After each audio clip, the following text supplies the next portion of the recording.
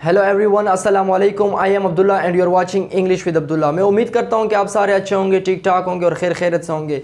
आज का जो हमारा लेक्चर है वो है पास्ट परफेक्ट टेंस के हवाले से, क्योंकि आज के लेक्चर में हम पास्ट परफेक्ट टेंस के हवाले से बहुत कुछ डिस्कस करने वाले। इसकी फार्मूलेशन हो गई, इसकी आइडेंटिफिकेशन जिसे पहचान कहते हैं, और एट द एंड जो है इसकी एग्जाम्पल को भी कवर करेंगे। वीडियो लास्ट तक देखिए क्योंकि इसमें हम बहुत कुछ डिस्कस करने वाले हैं। तो आज का जो लेक्चर है वो पास्ट परफेक्ट टेंस के हवाले से है, और पास्ट परफेक्ट टेंस की आइडेंटिफिकेशन क्या है, इसकी पहचान क्या है। आमतौर पर जब उर्दू के जुमले के आखिर में चुका था, चुकी थी, चुके थे या लिया था वगैरह आ जाए तो समझे कि ये है पास्ट परफेक्ट टेंस आपका। लेट सपोज अगर मैं कहूँ कि वो खाना खा चुके थे, वो क्रिकेट खेल चुके थे, वो आ चुके थे, तो ये सारे वर्ड्स सेंटेंसेस है जिसके उर्दू के आखिर में चुका था, चुकी थी, चुके थे आते हैं। और ये भी आ सकता है कि लिया था। जिस तरह अगर मैं कहूँ कि मैंने गिफ्ट लिया था, या मैं उससे मिल लिया था, या मैंने उससे बात कर लिया था, तो ये सारे वो सेंटेंसेस है जिसके आखिर में यही सारी चीज़ें आ जाती। तो इसकी फार्मूलेशन क्या है? इसकी फार्मूलेशन सबसे पहले सब्जेक्ट लगाना है, उसके बाद हेड, वर्ब की फॉर्म, थर्ड फॉर्म होगी क्योंकि ये परफेक्ट है, और एट द एंड जो है इसकी अदर वर्ड लिखना होगा हमें।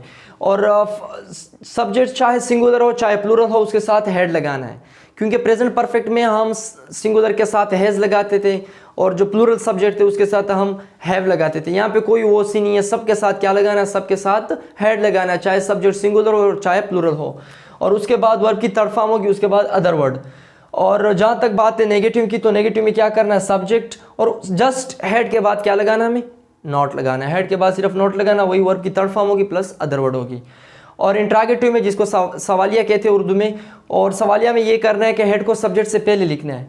जिस तरह प्रेजेंट परफेक्ट में हैव को सब्जेक्ट से पहले लिखते थे, तो यहाँ पे भी वही सेम काम करना है आपको, हेड सब्जेक्ट से पहले लिखना है। तो पहले हेड लिखना है, उसके बाद सब्जेक्ट लिखना है, उसके बाद वर्ब की थर्ड फॉर्म होगी, उसके बाद अदर वर्ड होगी, और एट द एंड जो है साइन ऑफ इंट्रोगेशन।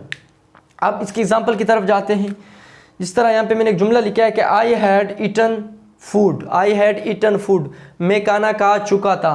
तो आई, उसके बाद हैड, उसके बाद वर्ब की third form eaten, eat ate eaten the food. अब सेकेंड सेंटेंस देखें, she had spoken the truth, वो सच बोल चुकी थी, वो सच बोल चुकी थी। और थर्ड देखे, they had presented the topics, वो टॉपिक्स प्रेजेंट कर चुके थे, they had presented the topics. अब देखें ना, सबके साथ हेड है। यहाँ पे मैंने सिंगुलर सब्जेक्ट भी इस्तेमाल किया और प्लूरल भी इस्तेमाल किया, लेकिन सबके साथ क्या लगाना है? हमें हेड लगाना है। और वर्ब की फॉर्म कौन सी होगी? थर्ड होगी। इसकी जो वो है उर्दू क्या बनती है इस तरह के, वो चुका था, चुकी थी, चुके थे। और अगर हम इसकी नेगेटिव की बात करें कि इसकी नेगेटिव किस तरह बनाएंगे, तो नेगेटिव बहुत आसान है। जस्ट क्या करना है? अपने हेड के बाद नॉट लगाना है। जिस तरह यहाँ पे मैंने सेंटेंस लिखे कि आई हैड ईटन फूड, कि मैं खाना खा चुका था। अगर मैं कहूँ कि यहाँ मैं खाना नहीं खा चुका था, तो किस तरह कहूँगा? I had not eaten food, तो हेड के बाद जस्ट नॉट लगाना, I had not eaten food. और अब ये देखिए कि यहाँ पे जो मैंने लिखा है कि she had spoken the truth, वो सच बोल चुकी थी, तो इसका नेगेटिव इस तरह बनेगा कि she had not spoken the, she had not spoken the, she had not spoken the truth, कि वो सच नहीं बोल चुकी थी। अब देखो ना, हेड के बाद जस्ट नॉट लगाना है, बस कुछ नहीं करना है। हेड के बाद आंखें बंद करके नॉट लगाना है। और जहाँ तक बात है इंट्रोगेटिव की, सवालिया, जिसको सवालिया कहते हैं, सवालिया जुमले किस तरह बनाएंगे, उसमें क्या करना है? जिस तरह मैं ऑलरेडी बता चुका हूँ कि सबसे पहले आपने क्या करना है? हेड लगाना है। लेट सपोज इस तरह करना है, हैड आई ईटन फूड और question mark. Had I eaten food, क्या मैं खाना खा चुका हूँ, क्या मैं खाना खा चुका था।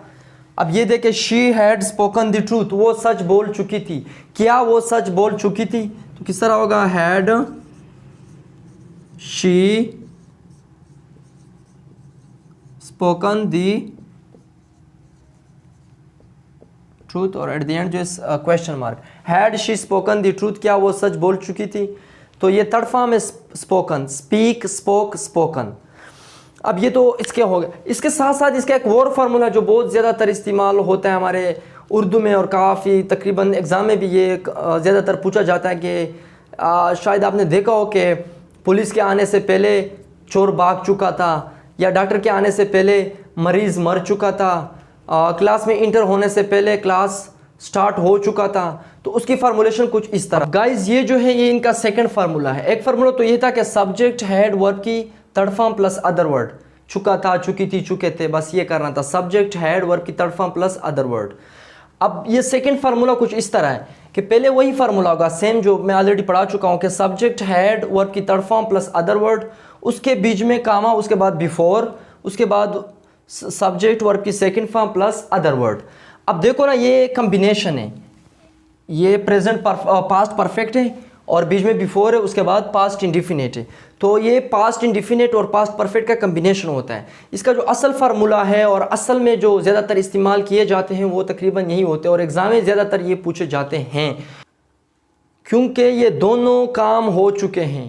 अब देखो ना पास्ट टेंसेस है दोनों, एक काम, दोनों काम हुए लेकिन एक काम दूसरे काम से पहले हुआ है। अगर मैं कहूँ कि पुलिस के आने से पहले चोर भाग चुका था, अब चोर भी भाग चुका था पुलिस के आने से पहले, अब काम तो दोनों हुए, पुलिस का आना और चोर का भाग जाना, लेकिन वो पुलिस के आने से पहले वो चोर का जो काम था, वो भागने का जो काम था, वो तो थोड़ी देर पहले हुआ था। तो अब देखिए इसकी मैंने कुछ एग्जांपल लिखे यहाँ पे कि द पेशेंट हैड डाइड, कि मरीज़ मर चुका था, before doctor came, before doctor came, the patient had died, मरीज़ मर चुका था डॉक्टर के आने से पहले। अब यहाँ पे देखिए द थीफ हैड इस्केप्ड, इस्केप्ड कहते हैं फरार हो जाना, भाग जाना, द थीफ हैड इस्केप्ड, चोर भाग चुका था, बिफोर पुलिस अराइव्ड, पुलिस के आने से पहले चोर भाग चुका था, क्लास में इंटर होने से पहले क्लास ख़त्म हो चुका था। तो किस तरह कहेंगे इसको, इस तरह लिखेंगे कि the class had finished,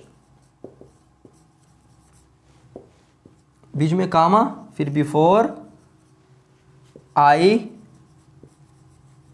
entered the class, class में इंटर होने से पहले क्लास जो था वो फिनिश हो चुका था, वो ख़त्म हो चुका था। अब क्या करना है, वो काम जो पहले हुआ है, जिस तरह यहाँ पे क्लास ख़त्म हो चुका था वो पहले लिखना है, मतलब वो पास्ट परफेक्ट का सेंटेंस होगा। उसके बाद बिफोर, उसके बाद जो दूसरा काम हुआ वो पास्ट इंडिफिनिट में होगा, बिफोर लगा के पास्ट इंडिफिनिट में होगा। तो मेरे ख्याल से काफ़ी कुछ सीखने को मिला, काफ़ी कुछ हमने डिस्कस कर लिया इस पास्ट परफेक्ट टेंस में। इसकी दो फार्मूलेशन है, एक तो जो पहले मैं पढ़ा चुका, उसके बाद ये उसकी सेकंड फार्मूलेशन है। तो मेरे ख्याल से आज के लिए इतना ही काफ़ी। मिलते हैं अगले लेक्चर में। टिल देन टेक केयर, अल्लाह हाफिज़।